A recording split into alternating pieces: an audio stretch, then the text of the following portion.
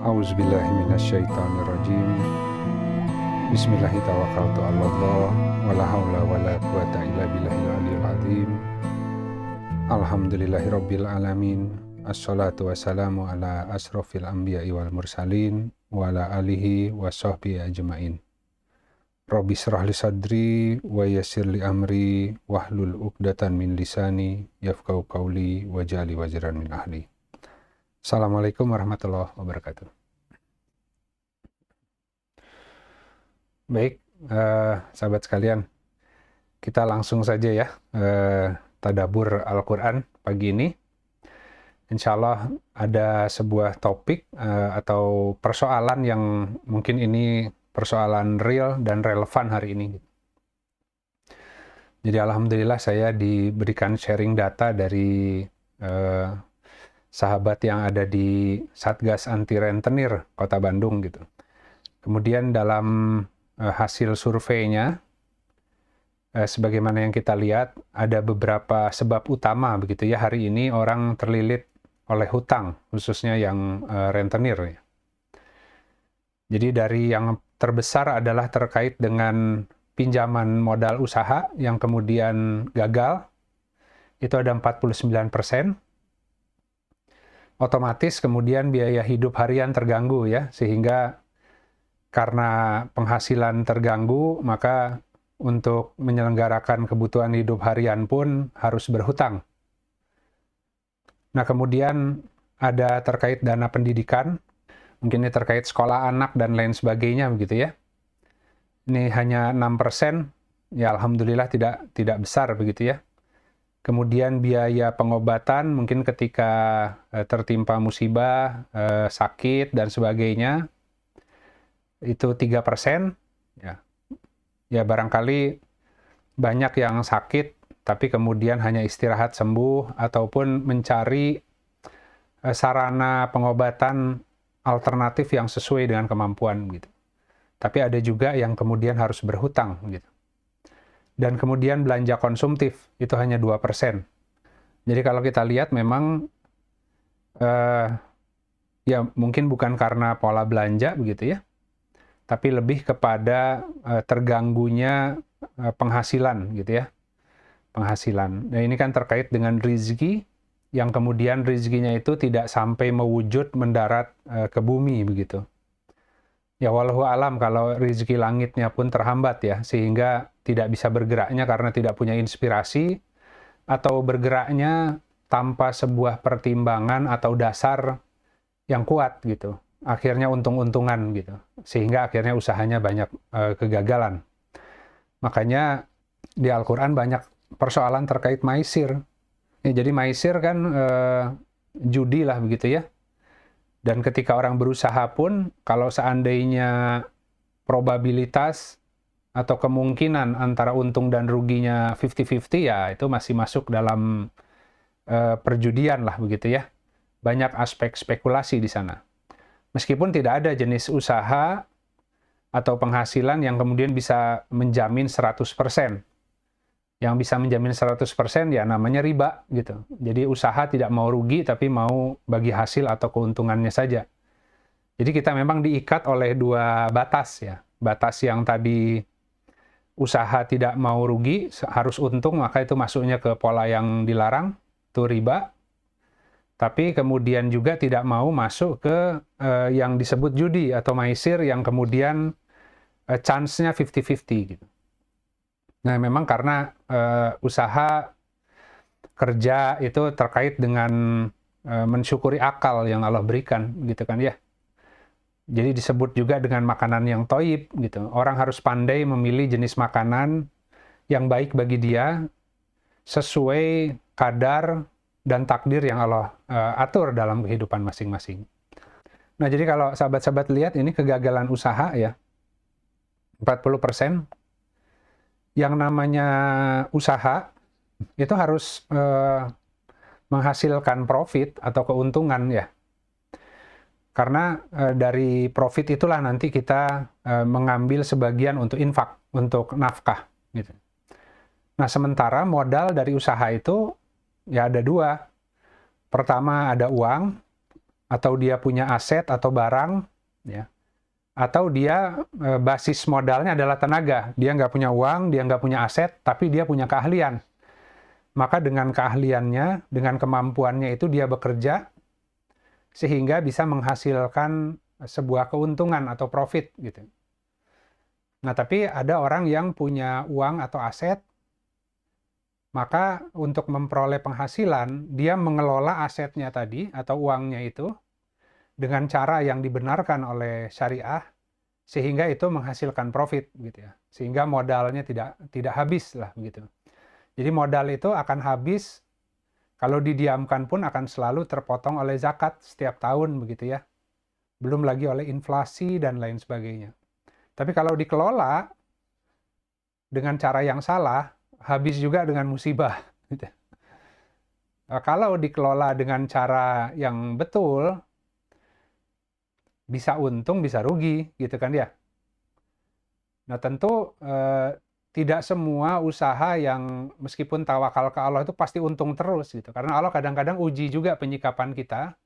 Sudah usahanya benar, sudah caranya benar, tapi kadang-kadang Allah izinkan mengalami kerugian gitu.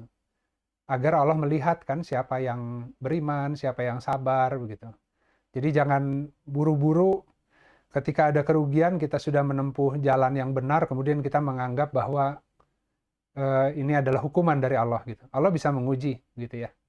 Nah, kemudian tadi rumusnya, kalau penghasilannya lebih besar daripada belanjanya, maka dia punya surplus gitu ya. Nah, surplus urusan lain tuh. Jadi kalau dia punya penghasilan yang besar, kemudian dia atur belanjanya dengan baik, tapi masih ada sisa, maka di sana ada ilmu infak, ada ilmu sedekah, dan lain sebagainya. Itu salah satu sarana utama ya untuk bisa melebarkan penghasilan, ya rizki dibuka melalui tadi kemampuan untuk mensyukuri keuntungan yang Allah berikan dan dibelanjakan lagi sesuai dengan yang Allah ajarkan begitu. Tapi kalau penghasilan ya sama dengan belanja, ya setiap bulan pas-pasan gitu ya. Pas itu tidak kurang, tidak lebih, tapi ya cukup lah gitu ya. Cukup. Nggak punya tabungan, tapi ya tiap bulan ketutup aja gitu ya. Maka di situ dia terus beramal, dia bekerja, dia syukuri yang ada, yang penting bisa hidup setiap bulan dengan cukup gitu ya. Ini tawakalnya lebih tinggi gitu. Karena kalau yang tadi punya penghasilan bagus, setelah belanja masih ada surplus, seringkali orang kemudian akidahnya kena. Ya. Karena sudah mulai nabung, mulai takut dan mulai mikir terlalu jauh. Kalau nanti sudah nggak kerja, kalau nanti ada apa-apa, ya kita punya cadangan, kita punya backup ya dari tabungan, dari aset. Nah akhirnya alih-alih mengandalkan Allah, malah mengandalkan tabungannya atau surplusnya gitu. Kalau pas-pasan itu biasanya ya tawakalnya lebih apa ya, konstan lah ya. Jadi dia lebih konsisten untuk bisa tawakal ke Allah karena setiap bulan ada kebutuhan tambahan, tiba-tiba ada rezeki tak terduga juga. Pokoknya ketutup gitu ya. Jadi pas butuh, pas ada gitu. Nah, tapi kalau seandainya penghasilannya lebih kecil daripada belanja, ya pasti minus. Nah, persoalannya kalau minus, berarti untuk kebutuhan bulanan kan nggak bisa ditunda. Mau nggak mau, setiap bulan kan harus makan, harus belanja ya. Untuk kebutuhan-kebutuhan seminimalnya rumah tangga yang dasar gitu ya. Harus bayar listrik, harus perpanjang kontrak misalkan ya. Nah, itu mau nggak mau akhirnya berhutang gitu. Nah, tentu berhutang itu menjadi indikator sebenarnya. Indikator bahwa ada hambatan dari sisi rezekinya yang dia harus evaluasi dan mohon ke Allah agar itu bisa terus dibuka kerannya gitu.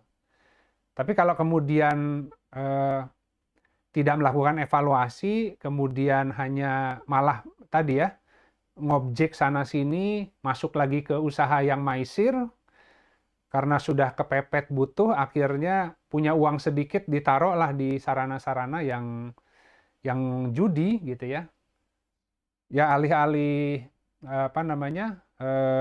malah jadi jalan keluar, biasanya malah terlilit dan tadi semakin terpuruk gitu kehidupannya gitu. Nah, jadi ini kita harus hati-hati di sini gitu. Nah, jadi ini kaitannya memang begitu. Ya kalau kita usaha atau kita kerja tidak ada profit ya sulit ya. Kalau misalkan apa yang kita kerjakan kembalinya sesuai modal, ya itu bukan usaha namanya gitu kan ya. Pasti lama-lama modalnya kemakan oleh biaya operasional ataupun kebutuhan harian gitu. Apalagi kalau usahanya minus gitu ya. Modalnya habis, bahkan bisa kelilit hutang. Baik, ini kompleks ya urusan ini. Tapi Allah memang ngasih kompleks begini gitu. Manusia kalau nggak dikasih kompleks begini nanti malah nggak ada daya juang, tidak ngerti cara tawakal kepada Allah, tidak menyeru Allah dengan asma-asmanya gitu ya. Ya seperti kisah Nabi Adam yang diciptakan sudah langsung di sorga gitu. Ya, itulah sebabnya kemudian Allah turunkan Nabi Adam gitu ya dengan skenario yang Allah rancang ya, itu sebagai bahan belajar bagi kita. Karena Allah tidak menemukan padanya tekad atau kemauan yang kuat gitu kan ya. Bahkan diberikan satu larangan pun mudah sekali tergoda oleh syaiton gitu. Maka memakan buah huldi. Buah huldi kan buah keabadian. Jadi kalau sahabat-sahabat tadi dibuka sedikit rezekinya oleh Allah, kemudian mulai masuk ke sarana tabungan, investasi, asuransi, itu namanya buah huldi. Jadi sudah Allah buka rezekinya bagus, nah, takut habis, takut nanti kehilangan, bagaimana cara mengekalkannya? Ya sudah dimasukin ke instrumen-instrumen pengamanan buatan manusia yang tapi kemudian melakukan penserikatan terhadap Allah gitu. Padahal kalau diberi yang lapang tuh, terus dikembangkan skillnya, dia semakin dibutuhkan oleh manusia, semakin kepake ya di pekerjaan, bahkan karirnya pun akan terus meningkat ya karena semakin besarnya manfaat dia untuk siapapun yang mempekerjakannya gitu. Nah, itu rezeki dari Allah itu. Baik, kita lanjut. Kemudian kita lihat hikmah di balik kesulitan hidup ya. Nah, jadi sahabat-sahabat nanti bisa lihat ya di Quran surat Al-Kahfi, Quran surat 18 ayat 71 dan 79. Auzubillahi minasyaitonirrajim. Bismillahirrahmanirrahim. Maka berjalanlah keduanya hingga ketika keduanya menaiki perahu, lalu dia melubanginya. Nabi Khidir ya di sini ya. Kisah Khidir dan Musa ini. Dia Musa berkata, "Mengapa engkau melubangi perahu itu?" Ya. Apakah untuk menenggelamkan penumpangnya? Kemudian ya terus kisah itu berlanjut hingga kemudian dijawablah oleh Nabi Khidir di surat Al-Kahfi ayat 79-nya. Adapun perahu itu adalah milik orang miskin yang bekerja di laut. Aku bermaksud merusaknya karena di hadapan mereka ada seorang raja yang akan merampas setiap perahu. Gitu. Ini banyak hikmahnya ya di kisah ini ya, luar biasa ya. Jadi kalau Nabi Musa itu kan lambang Nabi yang sangat berilmu ya, ilmunya kokoh, ilmunya syar'i gitu ya. Jadi kok Nabi Khidir ngebunuh anak, melubangi perahu gitu kan ya. Tapi seringkali tadi kita melakukan sesuatu sesuai syariat, sesuai akliyah, lahiriah, tapi kemudian yang terjadi seringkali Allah aturkan yang tidak kita pahami gitu. Nah, kenapa kemudian sudah beriman, sudah bertaubat, kemudian berusaha untuk bekerja dengan baik, tapi kok malah banyak kendala begitu kan ya? Ya tadi harus dievaluasi niatnya mau kemana nih gitu kan ya. Allah akan buka rezekinya sudah ada itu gitu. Hanya seringkali kita masih membawa pola pikir lama ketika kita sedang berjalan menuju Allah, kemudian kebawa lagi pola-pola masa lalu ya, kecampur gitu. Itu Bani Israel kan begitu. sudah dibebaskan oleh Nabi Musa dari Fir'aun, tapi kemudian ketika Nabi Musanya sedang naik ke Gunung Tursina, ya mereka menyembah lagi yang disebut Ijlun, ya, anak sapi emas itu ya, apa namanya, ya patung sapi emas gitu. Nah, jadi kita lihat yang namanya din, agama, ya, itu adalah bahtera yang menyelamatkan agar kita tidak tenggelam pada urusan duniawi. Maka sahabat-sahabat nanti bisa lihat di Quran surat At-Takasur, ya, terkait dengan sesungguhnya bermegah-megahan telah melalaikanmu, ya kan, dari mengingat Allah, ya, sampai masuk ke liang lahat, ke kubur, gitu. Nanti menyesal. Jadi kalau dibuka semua di dunia ini ya, hartanya, semuanya Allah berikan jor gitu, manusia akan tertimbun oleh banyak urusan. Punya mobil satu dengan punya mobil dua, beda urusannya. Punya rumah satu yang ditempati dengan punya aset, punya rumah dua, punya tanah dua, pusing meliharanya gitu ya. Ada pencatatannya, ada pajaknya, ada zakatnya, harus dicek lagi gitu kan ya. Apakah tanahnya itu aman atau tidak begitu kan ya. Jadi kalau barang itu banyak ya itu hukumnya begitu. Ya. Kalau punya rumah besar, nyapunya repot ya. Meliharanya repot ya. Tagihan listriknya juga besar gitu kan ya. Tapi kalau rumah cukup ya pasti tetap harus dibersihin, tetap harus ada tagihan rekening listrik sesuai dengan pemakaian, tapi sesuai dengan kadar yang manfaatnya lebih besar ketimbang biaya pemeliharaannya gitu. Tapi kalau orang sudah punya harta banyak, itu kecenderungannya dia akan tertimbun oleh banyak urusan. Pasti itu. Gitu ya. Punya barang banyak ya tadi, barang berharga banyak ya semuanya harus dipelihara dengan baik, harus dicuci kalau mobil, kalau kendaraan ya. Itu tadi itu. Jadi setiap hari jadwalnya jadi penuh untuk ngurusin dunia gitu ya. Itu baru harta ya. Belum lagi kalau punya jabatan ya. Harus jaga bicara, harus jaga penampilan, harus jaga ya segala macam lah ya. Karena nggak bisa tampil apa adanya. Ada ekspektasi orang di sana begitu ya. Jadi kita akan tertutup oleh macam-macam kesibukan yang akhirnya lupa mengingat Allah. Nah, jadi kenapa mukmin kemudian banyak yang dihalangi rezekinya, Allah kadar dengan ketat? Ya karena itu. Dalam hatinya masih mengharapkan dunia sebenarnya. Kalau sudah tidak mengharapkan dunia, fokus kepada agama, nggak mungkin nggak, Allah pasti akan buka. Dunia ditundukkan, akan didatangkan satu-satu, ya. Dan dengan sukarela, mudah dikelola, ya. Dan akan ada keuntungan, keberkahan di sana, ya. Tapi dia tidak akan pusing, ya, mengelola dunianya gitu ya. Karena dunia Allah cukupkan, Allah datangkan, Allah buka itu untuk melayani dia agar bisa mengabdi kepada Allah dengan lebih baik. Kira-kira seperti itu. Nah, jadi agama otomatis ketika orang kemudian beragama dan ingin kembali kepada Allah, perahu yang tidak hak akan dilubangi gitu. Kan kalau orang beriman nanti naiknya perahunya Nabi Nuh ya. Ketika sedang ada azab zaman ya, diterjang oleh banjir besar gitu. Orang-orang yang beriman ya santai aja naik di atas kapal gitu. Nah, itu yang kita bahas minggu lalu ya.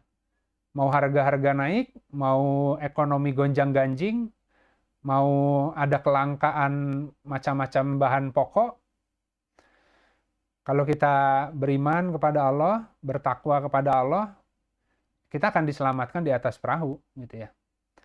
Akan ada inspirasi yang kita tidak terikat dan tergantung oleh sistem yang sedang mengalami turbulens ya.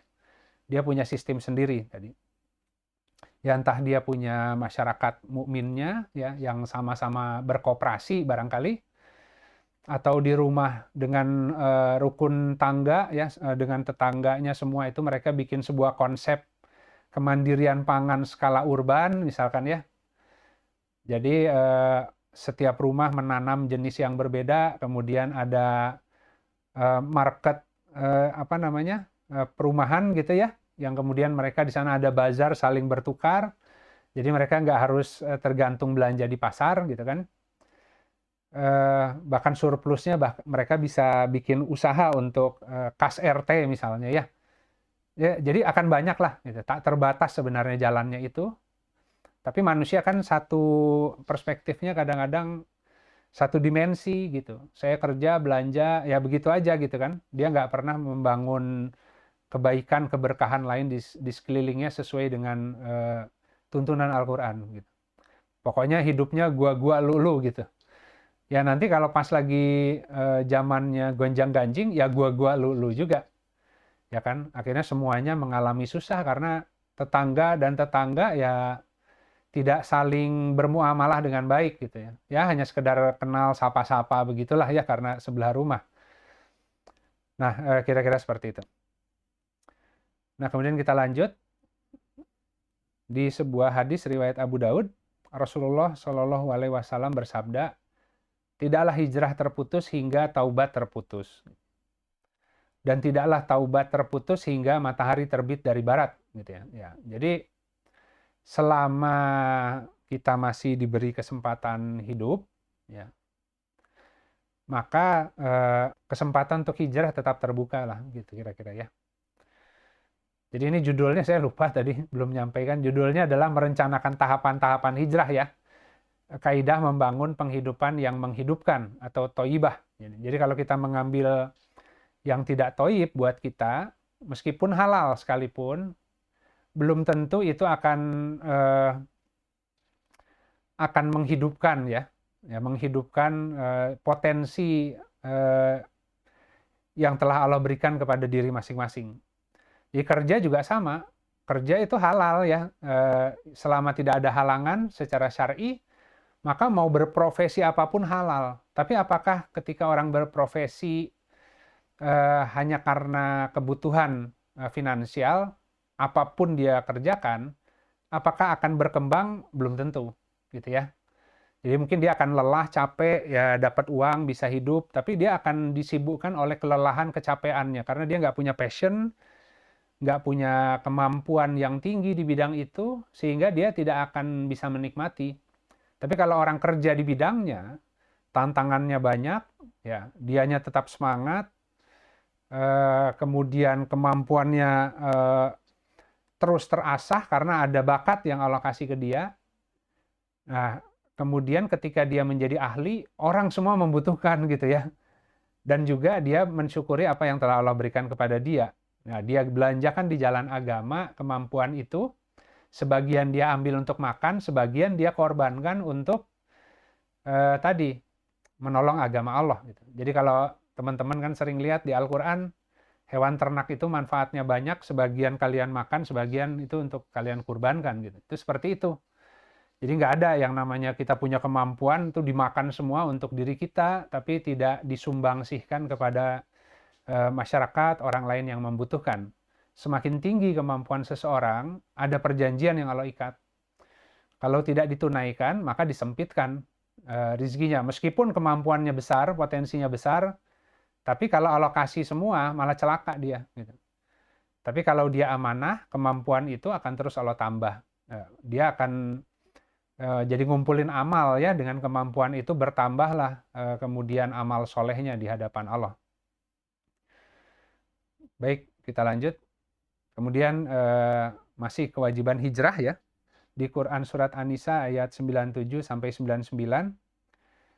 Sesungguhnya orang-orang yang diwafatkan malaikat dalam keadaan menganiaya diri sendiri, kepada mereka malaikat bertanya, "Dalam keadaan bagaimana kamu ini?" gitu ya.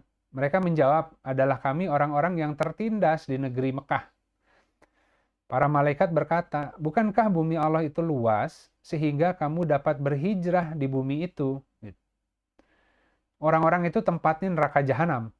Dan jahanam itu seburuk-buruk tempat kembali, kecuali mereka yang tertindas, baik laki-laki atau wanita, ataupun anak-anak yang tidak mampu berdaya upaya. dan tidak mengetahui jalan untuk hijrah. Mereka itu mudah-mudahan Allah memaafkannya, dan adalah Allah Maha Pemaaf lagi Maha Pengampun. Jadi ini hati-hati dengan ayat ini. Semua orang yang kemudian memakan yang haram atau melaksanakan hal-hal yang tidak Allah senangi di dunia ini, kemudian mengatakan aku nggak punya opsi, gitu. Ya Allah, Engkau Maha Tahu, aku nggak punya opsi, aku terpaksa ngemis, terpaksa minta-minta, terpaksa untuk seperti itu gitu. Padahal ya dia sholat iya, dia ngaji iya, tapi kerjaannya itu merendahkan diri di hadap manusia gitu. Meminta belas kasihan dari para muslim lain, mukmin lain barangkali ya. Itu Allah akan tanya gitu. Kan mereka mengatakan mereka dalam keadaan yang tertindas gitu. Mereka itu lemah, tidak punya kemampuan gitu. Nanti akan dijawab, kan bumi Allah itu luas, kenapa nggak hijrah gitu. Kecuali mereka itu memang benar-benar tertindas. Kebanyakan tidak benar-benar tertindas, gitu ya. Kebanyakan tidak. Sama orang yang ngambil zakat, itu kalau Rasulullah tuh dilihat dulu dari atas ke bawah. Gitu. Ini orang sehat, akalnya sehat, apa namanya? Ya akalnya itu cerdas, badannya sehat, tapi minta uang zakat, gitu ya. Ada something wrong, ada sesuatu yang salah gitu. Jadi dia mengatakan aku fakir, aku miskin, ya. Aku tadi terlilit hutang, ya. Aku gorimin katanya ya. Itu semua akan ditanya nanti ya. Sebab-sebabnya kenapa gitu. Dan kebanyakan tidak sesuai sebenarnya. Kita lihat bahwa yang disebut doif, duafa itu terkait akal. Ya. Jadi kalau kecuali yang tadi Allah maafkan adalah mereka yang benar-benar tidak Allah kasih daya dan kemampuan. Gitu.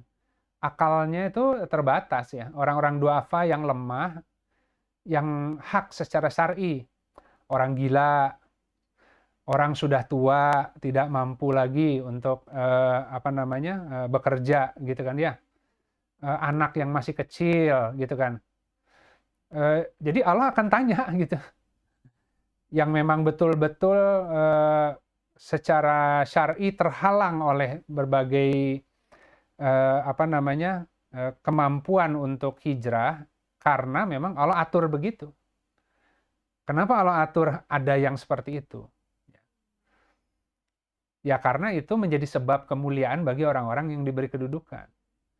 Jadi kalau nanti di antara mukmin ada yang kedudukannya naik terus, ya semakin Allah kasih kursi yang baik lah begitu ya. Punya kedudukan, ilmunya ditambah, kemampuan ditambah. Itu agar mereka menyalurkan kepada orang-orang yang duafa secara syar'i. Gitu. Mereka bukan dikasih kemampuan itu untuk dirinya sendiri. Manusia bukan dikasih kemampuan agar menjadi besar, bukan. Dia dikasih kemampuan yang besar itu agar semakin tunduk, agar semakin bisa melayani Tuhan, gitu ya. Melalui saluran-saluran yang hak yang telah Allah sediakan. Baik tadi yang penerima zakat yang hak, penerima infak yang hak, penerima wakaf yang hak, ya itu semua akan ada gitu. Kalau secara syar'i ya banyak yang kemudian masuknya sah, tapi apakah itu hak belum tentu, gitu. Belum tentu. Kalau hak itu sudah bicara harus Allah langsung yang ngasih tahu ya. Artinya ketika kita mau berzakat, kita mau berinfak, kita mau melakukan sebuah amalan, itu bukan hanya sekedar saya ingin berbuat baik apa aja, enggak. Harus mohon dulu, harus taubat, harus betul-betul kita punya hajat ingin ditarik dekat kepada Allah, agar Allah ajari. Nah kita minta, ya Allah, tunjukkan kepada hamba manasik gitu ya. Tata cara ibadah yang khusus kalau buat saya, apa ya amal soleh yang paling engkau inginkan aku kerjakan. Sesuai dengan semua potensi yang telah Allah kasih ya. Dan setting kehidupannya gitu. Nah jadi itu sahabat-sahabat. Jadi ini wajib hijrah itu. Jadi kalau ada orang, saya terlilit hutang, terlilit rentenir, ya karena kondisi saya begini begitu. Saya sudah taubat, saya sudah ngaji, saya sudah rajin baca Al-Quran, ya tapi mau gimana lagi? Itu artinya masih harus terus istighfar gitu ya. Harus terus mendekat ke Allah agar kemudian Allah ajari. Karena akalnya tertutup sesuatu gitu. Jadi sebenarnya akalnya itu mampu tapi ketutup paham, ketutup dugaan-dugaan, ketutup kemalasan ya, segala macam lah, dosa utamanya. Nah, kita lanjut. Kemudian di An-Nisa ayat 100, barang siapa yang berhijrah di jalan Allah, niscaya mereka mendapati di muka bumi ini tempat hijrah yang luas dan rezeki yang banyak. Barang siapa yang keluar dari rumahnya dengan maksud berhijrah kepada Allah dan Rasul-Nya, kemudian kematian menimpanya, maka sungguh telah tetap pahalanya di sisi Allah. Dan adalah Allah Maha Pengampun lagi Maha Penyayang. Jadi ini urutan hijrah ya. Ini sahabat-sahabat silakan nanti cari di Al-Quran. Jadi ini yang namanya tadabbur Al-Quran itu kita baca semua ayat gitu ya. Allah taruh prinsip-prinsipnya itu bertebaran di sekian ayat, tapi ketika kita sedang mengulas sebuah tema, kita mohon pada Allah agar dikumpulkan semua bacaan kita, kemudian tersusun ketika membahas sesuatu gitu ya. Nah, Al-Quran itu nggak bisa dibaca satu-satu memang. Jadi nggak ada, kalau di Al-Quran misalkan ingin tahu solusi tentang persoalan A, cari di situ dengan keyword yang sama persis, kemudian di Al-Quran langsung A, B, C, D, nggak seperti itu.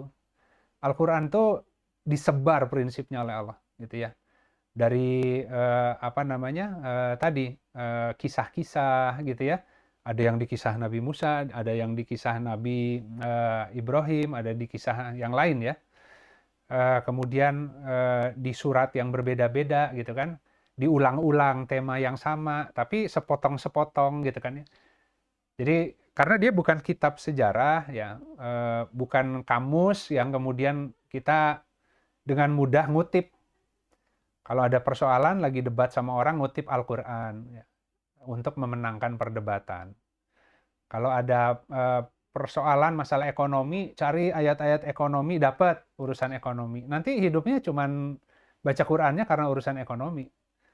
Ya, ada urusan anak, ada urusan orang tua, ada urusan keberkahan, ada urusan makanan, ada urusan tata cara ibadah. Semuanya ada lengkap di Al-Quran gitu. Tapi harus masuk dan tadabur, baca dulu semua gitu. Sehingga ketika nanti ada persoalan, Allah recall ayat-ayat itu. Itu yang disebut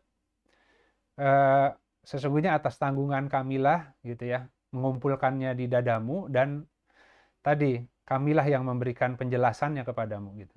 Nah, jangan kau cepat-cepat membaca Al-Quran karena ingin menguasainya gitu ya. Tapi disuruh baca secara tartil gitu.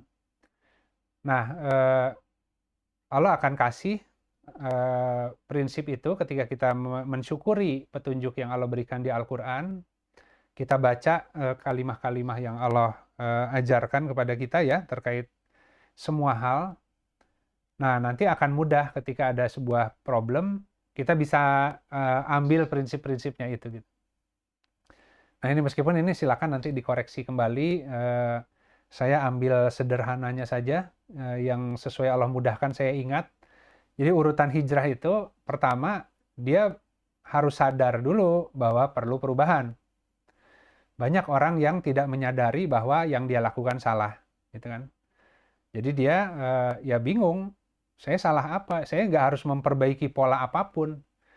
Ketika dia gagal lagi, akhirnya untuk menyemangati diri yang dia pakai itu malah tadi tagline yang misalkan, oh ya kegagalan itu adalah kesuksesan yang tertunda gitu ya. Ya sudah, dengan pola yang salah, pola yang sama itu terus diulang-ulang gagal terus gitu. Karena ya kalau benar prinsipnya, benar niatnya, Allah akan berikan kemenangan-kemenangan tadi. Bukti bahwa itu benar, itu akan alokasi upahnya gitu ya. Nah, jadi sadar dulu bahwa perlu perubahan gitu.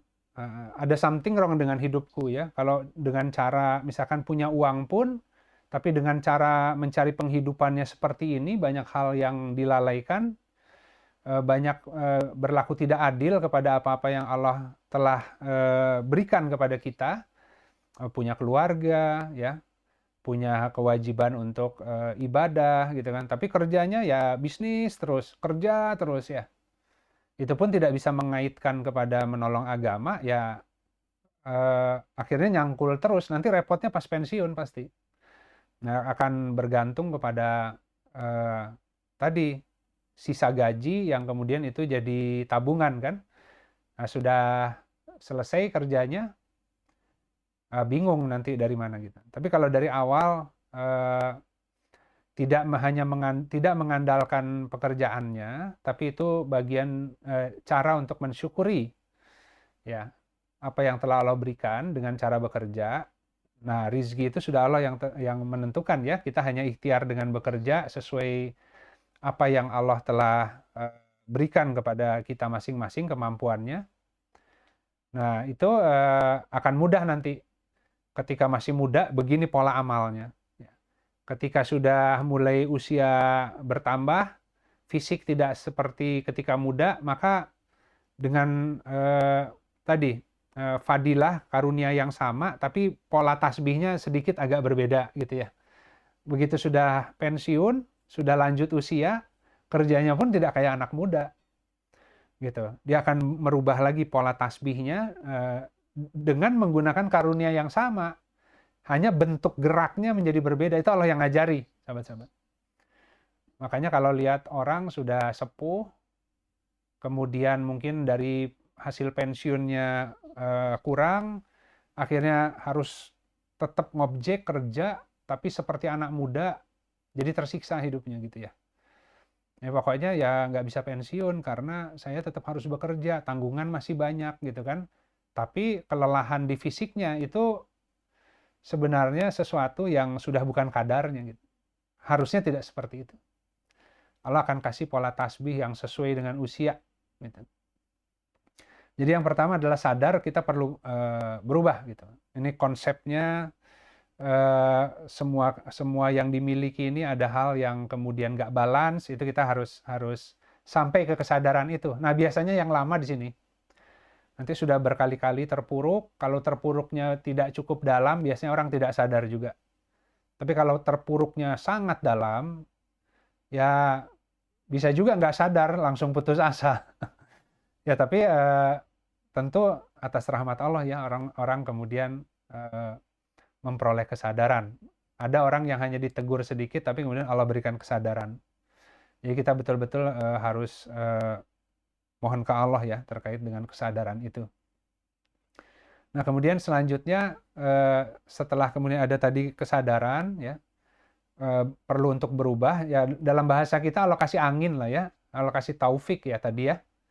Kalau ada taufik, kemudian ada sesuatu yang saya ingin berubah gitu. Itu dari mana asalnya? Itu pasti Allah yang mengirimkan angin kan? Allah kirimkan angin sebagai kabar gembira sebelum kedatangan rahmatnya yang berupa hujan.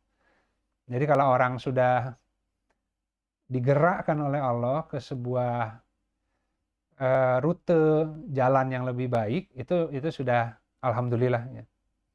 Nah, yang kedua adalah harus mohon kepada Allah agar diberikan pertolongan. Ya.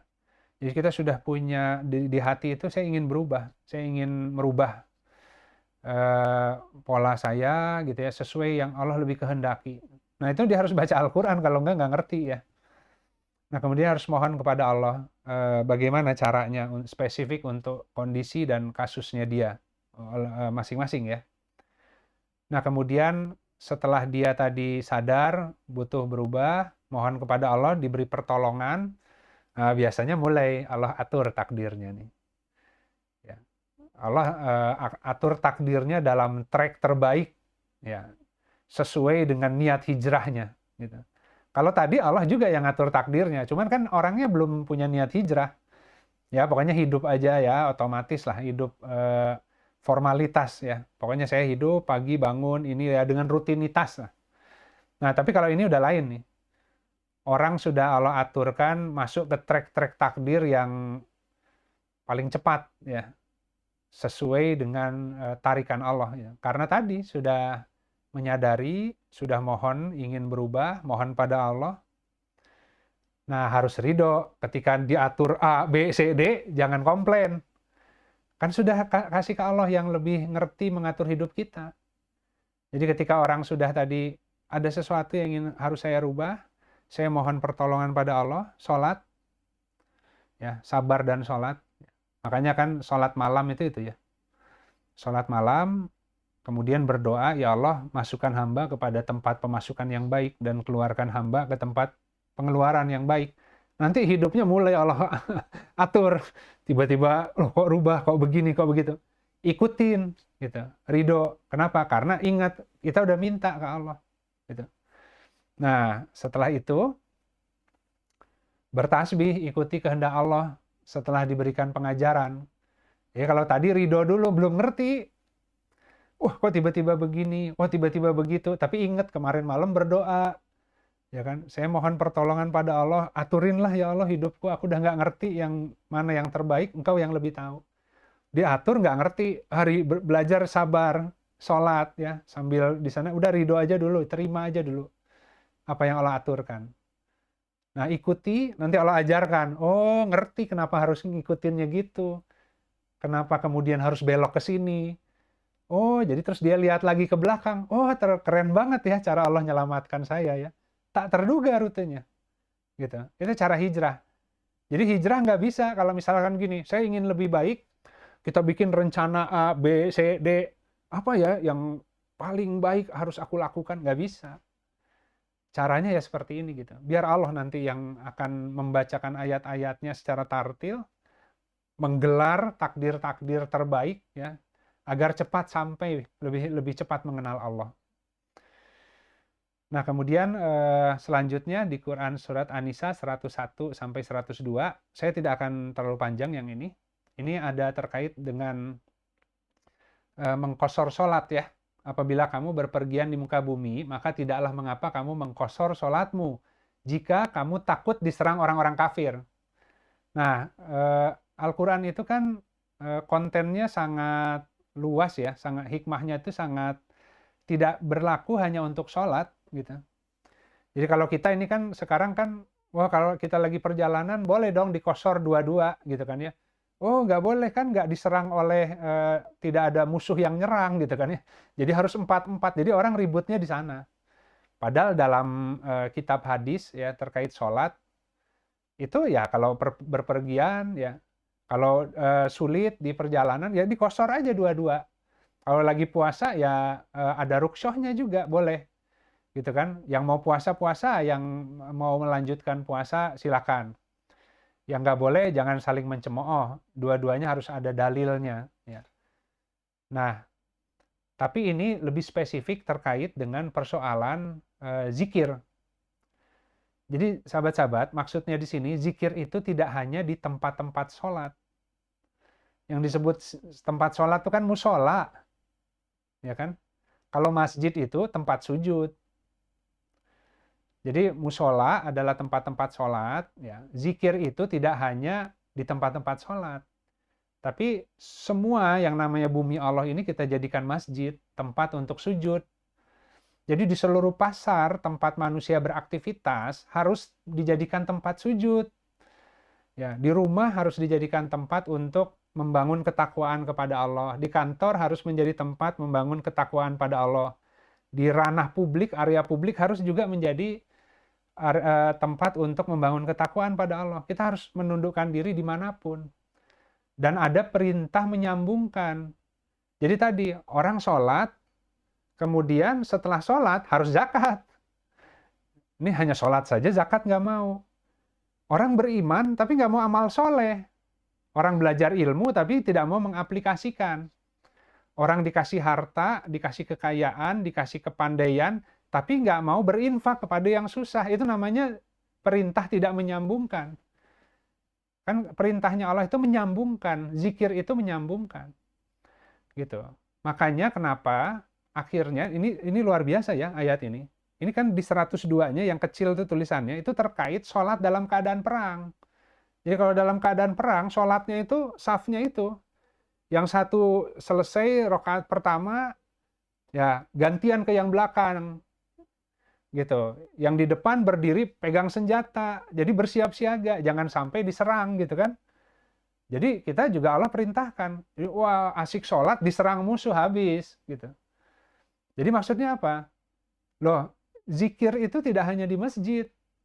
Kita ngaji, kita buka kitabullah, tapi pasar dibiarin, ya. Yang area politik dibiarin, dikuasai oleh orang yang tidak beriman. Sistemnya ditingker oleh riba. Kenapa? Karena menganggap bahwa sudah cukup kok aku zikir, aku ngaji kitab, gitu kan ya. Loh itu yang namanya orang beriman tuh Allah ikat dengan perjanjian amar ma'ruf nahi mungkar, gitu. Tapi itu hasil dari sholatnya ya. Setelah dia sholat dengan benar, Allah akan arahkan kemana dia harus beramal. Dia akan turun ke saf-saf untuk menjaga umat, gitu kan. Bukan dalam rangka gaya-gayaan, karena ingin beramal soleh sesuai menyambungkan perintah Allah. Oh saya tugasnya itu berangkat dia, dijadikan masjid semua gitu. Nah jadi tadi kalau misalkan kita mengatakan mau hijrah, ya kan, tapi kemudian nggak mau berusaha, ya ngaji-ngaji dunia-dunia, ngaji-ngaji ekonomi-ekonomi, ya sulit. Padahal harus disambungkan. Gimana caranya aku menjadikan ruang kasabku menjadi masjid, tempat untuk sujud kepada Allah. Bagaimana membangun fardu kifayah di sana? Bagaimana dengan aku melaksanakan apa yang Allah mudahkan, ya punya kekaryaan yang baik buat orang lain, yang itu kemudian Allah menjadi bentuk pengabdian kepada Allah, gitu ya. Nah itu maksudnya itu, sahabat-sahabat. Jadi kita nggak orang Islam tuh apa namanya ya mengkosor sholat karena kondisinya itu gini, kita nggak bisa terlalu berlama-lama di dalam masjid, sementara pasar-pasar kita tinggalkan kemudian dikuasai oleh orang yang non Muslim, oleh orang-orang yang katakanlah tidak beragama lah gitu ya. Kalau dia ahli kitab, dia masih punya kitab seminimalnya gitu ya. Tapi yang repot itu yang nggak punya agama. Gitu. Itu sudah Tuhannya uang. Jadi di pasar itu kecurangan, semua sistemnya di... Ya kenapa? Ini orang Islamnya pada kemana? Oh, yang soleh-soleh pada di masjid. Terus yang orang Islam yang nggak soleh, nah pada ikut di pasar-pasar. Nah, ikut kecipratan dengan mereka, ya berkonsinyasi. Ya. Nah itu kurang lebih seperti itu tuh, arahnya ke sana. Panjang, saya lanjut aja. Jadi bedanya kalau kita ya tadi, jangan lemah ya. Tadi kita melakukan sesuai dengan yang benar, tapi tidak selalu harus untung, kadang rugi juga. Tapi apa yang membedakan? Ya, kita mengharapkan Allah. Kalau mereka hanya mengharapkan untung, kalau rugi nggak dapat apa-apa. Kalau kita untung dapat dua, dapat Allah juga, dapat akhirat, dapat keuntungan yang dekat dunianya. Kalau rugi, tetap dapat Allah, dapat akhirat, cuman di dunianya mungkin sedikit agak seret lah gitu ya. Tapi kita beda, tetap beda. Jadi jangan hanya melihat dari keuntungan finansial ya. Mereka dapat keuntungan finansial, tidak memperoleh Allah, tidak memperoleh akhirat. Ya. Pendek waktunya kan. Nah itu seperti itu. Nah ini cukup penting pokok ini ya. Di Quran Surat Al-Baqarah 279, maka jika kamu tidak mengerjakan atau meninggalkan sisa riba, maka ketahuilah bahwa Allah dan Rasul-Nya akan memerangimu. Dan jika kamu bertaubat dari pengambilan riba, maka bagimu pokok hartamu. Kamu tidak menganiaya dan tidak pula dianiaya. Ini teman-teman mungkin baca ya, kalau di Al-Quran itu antara riba dan jual beli itu kan tadi orang-orang yang makan riba ya, tidak bisa berdiri tegak kecuali seperti tegaknya orang yang kemasukan syaitan lah gitu ya. Kenapa? Karena mereka mengatakan jual beli sama riba gitu. Orang sama-sama cari keuntungan kan. Ya, beda gitu, sisi Allah. Jual beli itu Allah halalkan, kalau riba Allah haramkan. Ya, jadi menegakkan aspek adil dan ihsan dalam setiap transaksi itu urusan jual beli. Makanya tadi takutlah kepada suatu hari yang di dalamnya tidak ada jual beli, persahabatan dan syafaat. Jadi jual beli yang kita lakukan hari ini itu bukan jual beli supaya saya dapat hidup punya uang, tapi mempertukarkan manfaat, dan manfaat itu dalam bentuk produk. Ada yang produknya itu nasihat kalau dia ustadz. Dengan nasihatnya itu dia bisa membantu hati manusia, sehingga manusia yang tadinya mau putus asa nggak jadi, wah itu kan luar biasa ya. Gitu. Tapi ada yang kemudian dengan menciptakan macam-macam produk ataupun jasa itu mempertukarkan manfaat juga, gitu kan ya. Tapi kalau seandainya hanya produknya asal jualan dapat bati bisa hidup, itu nggak kurang di situ gitu. Nah, jadi dia harus menegakkan adil dan ihsan dalam jual belinya. Intinya harus menjadi ahli dalam bidang yang dikerjakan, harus menjadi yang nomor satu. Setiap yang dikerjakan oleh setiap orang itu harus menjadi yang nomor satu. Tapi ini jangan diterjemahkan harus menjadi the best, artinya kompetisi dengan orang lain. Nomor satunya kenapa? Karena sesuai karunia yang khusus. Makanya kalau kamu tadi berhenti dari mengambil riba, maka dikasih pokok hartanya. Setiap manusia kan punya khazanahnya, punya harta karunnya, punya karunia yang sudah Allah tanamkan di dalam dirinya. Nah itu yang nggak keluar, nggak teridentifikasi. Kenapa? Mengerjakan bidang lain yang bukan bidangnya. Akhirnya, ya karena nggak ahli di sana, istilahnya keledai ingin jadi kuda balap. Gitu. Mobil truk pengen kebut-kebutan di jalan tol. Mobil Jeep pengen kebut-kebutan di jalan tol. Ya, mobil Ferrari pengen gaya-gayaan di track off-road gitu. Nggak jalan kan? Padahal semua tuh ada fungsinya. Ada kuda, ada bagal, ada keledai, ya kalau di Al-Quran ya. Setiap jenis kendaraan, setiap orang itu punya kekhasan khusus. Jadi kalau orang ingin berlaku adil dan ihsan, dia harus menjadi nomor satu di bidangnya, dan dia hanya bisa menjadi nomor satu kalau itu yang spesifik alokasi ke dia, si house blend-nya. Ya. Jadi jangan melihat di luar. Kalau ngembangin produk, saya ini apa yang Allah mudahkan, apa bahan baku yang ada di sekitar saya, jadi saya harus meramu apa sesuai yang Allah kehendaki gitu ya. Nah tadi kan, selama dia tidak menemukan itu, penghasilannya akan di bawah belanja tadi.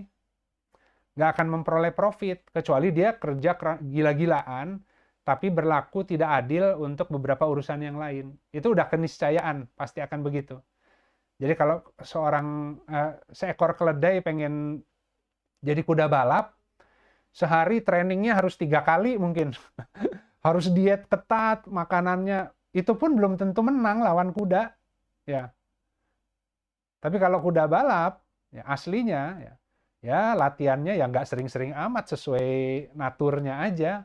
Kasih makan yang sehat, asal jangan dimanja, diem, nggak boleh, nggak ini ya, dikandangin terus, ya lama-lama dia kan akan overweight gitu ya, kuda balap juga. Tapi kalau dia dengan naturnya, wah dia kenceng. Tapi kalau keledai, mau dikasih training camp khusus juga nggak bisa gitu. Jadi manusia itu habis-habisan gila-gilaan mencari penghasilan, masuk semacam training camp di dunia itu, ya ujungnya pun nggak jadi ahli nomor satu. Kenapa? Karena bukan sesuai bakat yang Allah mudahkan. Gitu. Itu harus mohon ke Allah tadi, hijrah itu di situ. Nah, kenapa? Karena kurang bersyukur. Ya.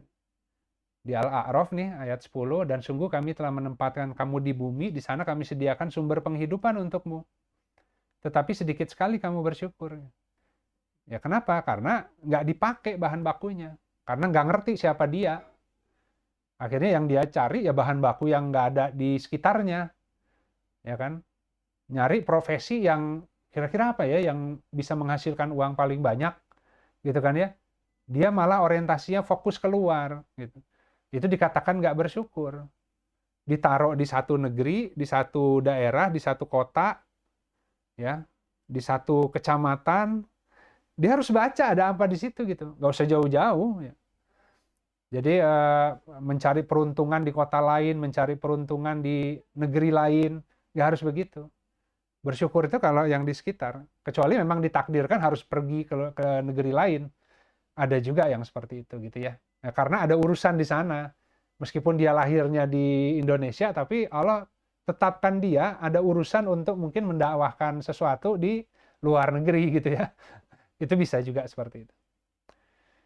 Nah, ini terakhir, Quran Surat Toha ayat 124. Dan barang siapa berpaling dari peringatanku, maka sungguh dia akan menjalani kehidupan yang sempit. Dan kami akan mengumpulkannya pada hari kiamat dalam keadaan buta. Jadi pasti sempit kalau tidak mengikuti zikir. Ya, jadi kan tadi, Allah yang menurunkan zikir, Al-Quran. Ya. Nah, yang tidak mengikuti Al-Quran, akhirnya terbebani oleh kewajiban yang di luar kapasitasnya. Bergerak gila-gilaan, tapi rezekinya nggak ada di sana gitu. Tapi kalau yang mengikuti Al-Quran, jadi nggak bisa ditanya ikuti Al-Qurannya Quran surat berapa ayat berapa. Nggak, seluruh Al-Quran. Yang prinsip-prinsipnya bisa kita ambil sesuai tema-tema tertentu yang kita butuhkan. Maka itu yang mereka yang tidak ada kekhawatiran atas mereka dan tidak pula mereka bersedih hati. Allah akan menjamin semua gitu. Demikian sahabat-sahabat. Jadi kembali lagi ini materi pesanan tapi relevan karena mungkin saya balik kepada tadi kenapa ini data realnya lapangan hasil survei bahwa kegagalan usaha ya yang menjadi penyebab nomor satu sehingga orang terlilit hutang. Nah tentu yang lain-lainnya akan mengikuti. Kalau nomor satu itu lancar, maka yang lainnya juga akan relatif lancar juga ya. Kecuali kalau dia belanja konsumtifnya gila-gilaan. Usahanya lancar, lifestyle-nya lancar juga. Lebih hedon ya. Ya tinggal tunggu waktu juga ketingker gitu. Tapi selama tadi dia berhasil di dalam bekerja untuk mensyukuri, nah dibuka rezekinya dengan baik, maka semua itu relatif kalau benar belanjanya, biaya hidupnya, pendidikan anaknya, orientasinya juga sesuai dengan bakat anak ya. Sesuai Allah yang nitipkan jiwa yang fitrah, maka kita alirkan sesuai dengan yang Allah kehendaki. Bukan kamu jadi lawyer aja, jadi dokter aja karena nanti bisa dapat uang banyak. Ya nggak ada rezekinya juga. Jadi orang tua yang membuat anaknya menjadi tidak fitrah karena tadi kan menginginkan dunia dengan kehadiran anaknya, diharapkan anaknya maju dan menjadi jaminan masa depan buat orang tuanya. Udah salah lagi gitu. Gitu mungkin Ra. Mangga kalau ada pertanyaan. Assalamualaikum warahmatullahi wabarakatuh.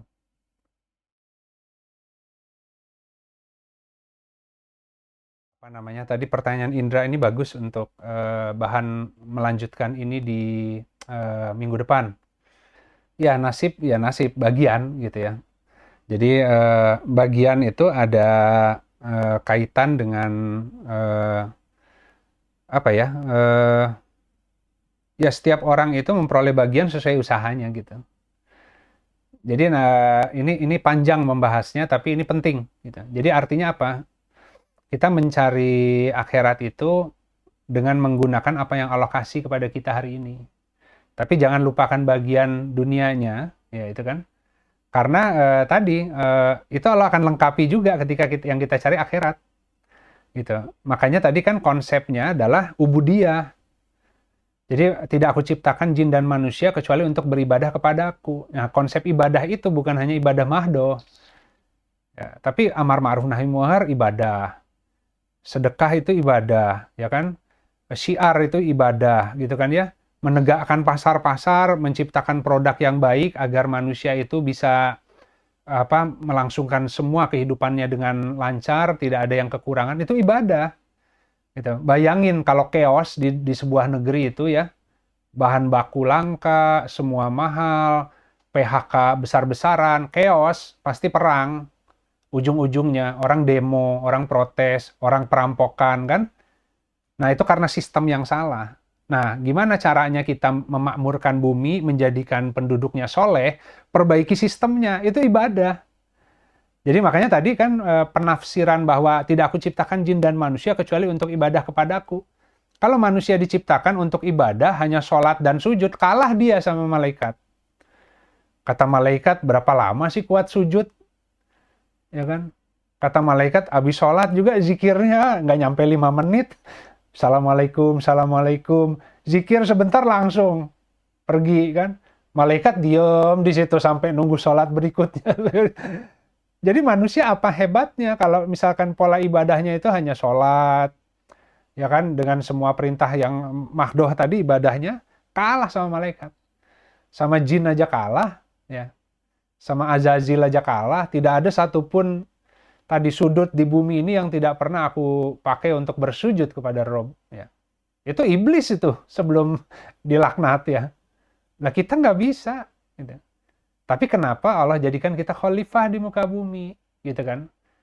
Nah jadi konsepnya bahwa Allah tidak menciptakan jin dan manusia kecuali untuk beribadah. Itu yang tadi. Bahwa kalau dalam keadaan musuhnya sedang, ya musuh itu selalu cari kesempatan. Maka jangan terlalaikan juga oleh yang ibadah-ibadah sifatnya mahdoh, kemudian meninggalkan sendi-sendi penghidupan yang itu menjadi dasar untuk membangun masyarakat yang takwa. Gitu kan ya. Pendidikan harus baik, lapangan pekerjaan harus baik. Baik itu bukan artinya pekerjaan jadi banyak, kemudian masyarakat makmur, tapi baik itu artinya sistemnya soleh. Semua punya kesempatan dan peluang bekerja selama itu sesuai dengan bidangnya, ya kan?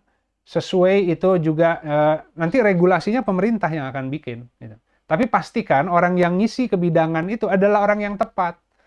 Jadi nggak bisa hanya kemudian, oh silakan semua mau jadi pedagang, semua mau jadi ini.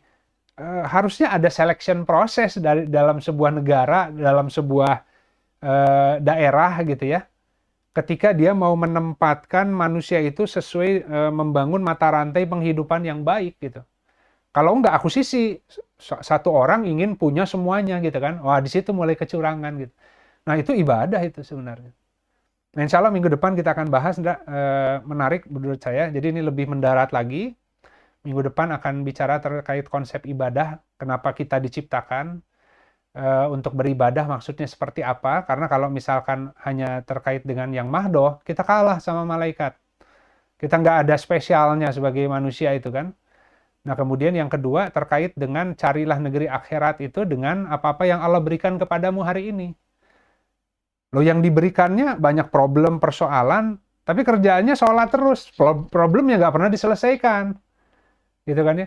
Nah kalau dia ibadah, dia sholat, dia mohon pertolongan pada Allah dengan sabar dan sholat, dia dikasih inspirasi untuk turun lagi ke bumi, menata problem yang Allah takdirkan memang hadir di depan pintu rumahnya. Jadi connect antara ibadah sholatnya dengan problem dia yang ada di depan matanya gitu. Nah itu yang harus dia sambungkan, gitu kan, sehingga di sana dia mulai melihat kehadirannya Allah, gitu kan. Nggak akan mungkin dia yang mampu menyelesaikan itu, tapi karena dia sholat dikasih tunjuk, dia kerjakan dengan tawakal, tiba-tiba banyak pertolongan. La haula wala quwata illa billah. Tidak ada daya dan kekuatan kecuali atas tadi pertolongan Allah kan. Oh tiba-tiba bisa ya. Wah ini Allah pasti yang ngasih kemampuan, Allah kasih kekuatan. Akhirnya Allah itu benar-benar ada loh. Ya, ketika kita butuh Allah tuh hadir. Allah buka ini, buka itu gitu kan ya. Nah itu maksudnya jadi kita makrifat kan. Kita mengenal Allah dalam sehari-hari. Nah, insya Allah minggu depan kita akan bahas itu ya. Ya, insya Allah kita mau puasa ya. Sebentar lagi ya. Saya nggak tahu nanti sahabat-sahabat pakai ini yang mana, tapi kalau yang saya pakai itu insya Allah hari Jumat malam kita sudah mulai taraweh. Jadi hari Sabtu kita sudah mulai puasa Ramadan hari pertama. Jadi malam Sabtunya sudah mulai taraweh. Ya, sekali lagi mungkin karena mungkin minggu depan kita sudah masuk bulan Ramadan, kita akan tetap menyelenggarakan karena online. Jadi tidak ada persoalan ya. Insya Allah di jam yang sama, dalam keadaan sedang berpuasa, kita mengkaji Kitabullah. Semoga banyak berkahnya, lebih mudah untuk menyerap, lebih ringan juga untuk membahasnya. Allah berikan rezeki yang banyak untuk kita bisa membaca fenomena kehidupan sesuai dengan kitabullah ya, kitabullah, Al-Quran. Ya baik sahabat-sahabat, saya mohon maaf lahir batin apabila selama interaksi ada hal-hal yang kurang baik ya. Semoga kita semua bisa memasuki ibadah saum Ramadan ya di tahun ini dengan sebaik-baiknya, dengan pertolongan dari Allah. Kita bisa belajar untuk membangun kesendirian ya, kesepian, berdua-duaan dengan Allah. Karena godaannya di bulan Ramadan tuh kesel, mau ngapain, bingung, ngemil nggak bisa, jalan-jalan akhirnya nonton Netflix dari pagi sampai maghrib, akhirnya lihat sosmed dari pagi sampai maghrib. Justru ruang kosong, ruang sepi, nggak bisa ngapa-ngapain itu justru saat dimana Allah ingin berdua-duaan dengan sang hamba gitu kan. Tapi biasanya kita nyari tadi killing time, gimana caranya buang waktu agar kemudian cepat buka gitu. Kemudian ketika buka, kita melepaskan semua hawa nafsu kita, pelampiasan atas puasa yang kita lakukan pagi hari. Nah, padahal ini dua sisi mata uang. Pagi hari kita berpuasa untuk Allah, bukan untuk diri kita. Satu-satunya ibadah yang pahalanya itu Allah yang atur sendiri, ya karena sesungguhnya puasa itu milikku kata Allah, untukku kata Allah, bukan untuk kita. Itu yang kita persembahkan agar malam harinya bisa tegak dan Allah berikan bagian kita. Jadi malam-malam bulan Ramadan adalah malam di mana Allah akan banyak memberikan rizki, khususnya nanti di 10 malam terakhir, tapi dengan catatan puasanya betul-betul bukan puasa anak kecil, bukan puasa hanya menahan lapar dan haus. Puasa menahan godaan syahwat duniawi ya, dari segala hal yang melalaikan dari Allah. Kita tetap menyelenggarakan puasa nggak di rumah aja, yang bekerja tetap bekerja, yang beraktivitas tetap beraktivitas, tapi semuanya sesuai kebutuhan.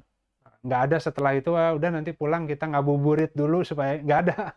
Kerja pulang, mungkin zikir lagi di rumah, baca Al-Quran. Jadi semoga semua diberi kekuatan untuk bisa menempuh ibadah Ramadan tahun ini, dan di ujungnya diberikan ketakwaan, karena takwa kunci segalanya. Dengan takwa akan terbuka semua kesulitan hidup, rizki, pertolongan, jaminan sorga pun ada di ketakwaan. Demikian mungkin sahabat-sahabat, sekali lagi saya mohon maaf lahir batin.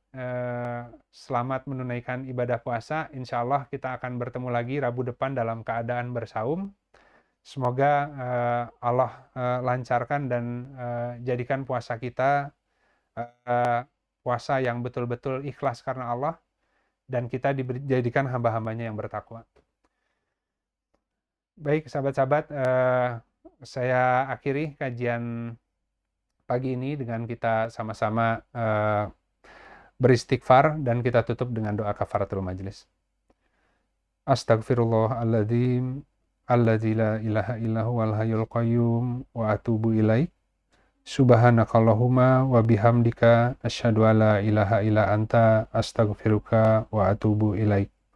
Subhana rabbika rabbil izzati amma yasifun, wassalamun alal mursalin, walhamdulillahi rabbil alamin. Wassalamualaikum warahmatullahi wabarakatuh.